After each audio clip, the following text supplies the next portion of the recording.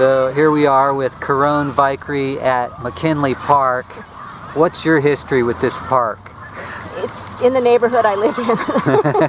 Not much of a history, really. I walk around it sometimes, and you know. It's a beautiful park. Yeah. I've known about it all my life. I haven't really come here a lot, but it's to me a landmark, a good place to meet. Yeah, it's a very nice park, and you know, after work or before work, people are always, you know, doing their laps, and so that's nice. So tell me about the chronology of your musical work. Well, starting when I was, you know, about 8, I guess I started writing songs, and then auditioned for a songwriter showcase at Moon Studios when I was probably 19, I guess, and started recording there, and you know, recorded with a friend of mine, Wayne Huners, and we made a few records. I think with Caron we made one record that we released, and we made 2 other records that we never released. And then I can... Buried treasures. Oh yeah, they're buried. Treasures, I'm not sure. But Wayne and I moved to San Francisco, left Sacramento, moved to San Francisco, and continued to write songs and play. And then Wayne kind of wanted to, I think, get out of music, and I wanted to get more heavily into it. So I moved back to Sacramento so I could record more, and continued for at least, I guess, like all through the 80s, recording things I never released, you know, just song after song, trying to improve my songwriting craft. And finally in the 90s, I started releasing my own CDs and having my own bands, different bands.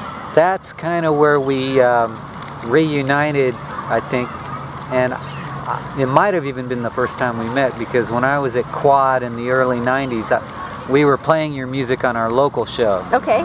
And so I had corresponded with you back then. It's such a blur now, but... That's okay, it's a blur to me But too. I remember we played several of your songs on our local show, The Sound of Sacramento. Oh, I remember that show. Okay. Yeah. And I even went to one of your shows back then. So was the 90s then your most productive era for putting out music? Yes, definitely. Definitely. I mean, I've released 6 CDs on my own with various band incarnations, and you know, with Caron we did, you know, we released one record, but you know, I recorded a lot of songs, we just never put them out. So I guess I wouldn't say it was my most productive, but it was my most visible at that time. Okay. When you released 6 CDs? Yes, about 6. And a 7th one that I never released. So. Okay. That's quite a catalog for any artist, really. You know, people sometimes tell me which one were their favorites, but I don't know.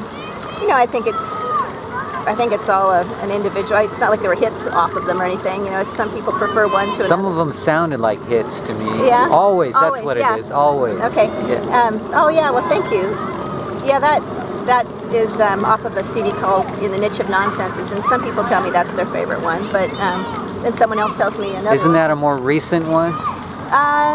Well, see, I haven't been doing this. I haven't been playing music for about 8 years, so nothing's recent to me now. On your site, when we go to caronvikre.com. Okay. I put well, on my website, I have the lyrics are there, but none of the song.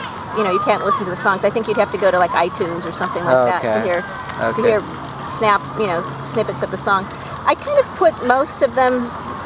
I think I probably put 4 of the CDs up there, or maybe 3. I don't know. But I didn't. My first CD I didn't put up, and then there's a CD I did kind of in the middle that is one I can't stand. So I kind of I just didn't like the way it came out. So I kind of hesitate to put that one out. All right. Do you think you'll be doing more CDs in the future? I don't know. You know, I have a CD that I'd written that I'd never released or anything. It's not finished, but I don't know if at this point I don't know if I will finish it. Right now I'm working on a book, so I'm not really in music mode, I guess. What's been a nice memory for you of something that might not exist today but did at one time? Like a club where you played? Yeah, well, we played You know, we used to play Malarkey's years ago and on Broadway, and you know, which has been gone for many years, I think. We had, you know, number of gigs there. A lot of different places around town. You know, that Harry's Bar and Grill, I guess, like different places we used to play that aren't there anymore, and the opportunity to play different places, because over the years sometimes those venues have kind of shrunk. You know, I played at a small place called Cafe Montreal for years. You know, I love that place. Yeah.